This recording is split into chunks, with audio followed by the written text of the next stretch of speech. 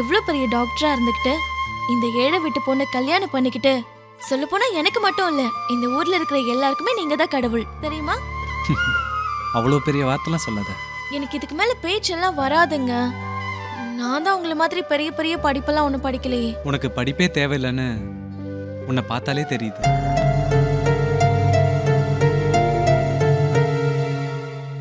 Doctor Bose, doctor Bose.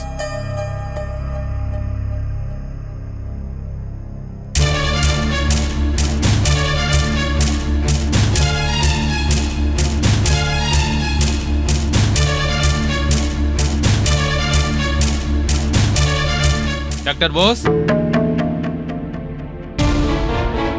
Doctor Bose.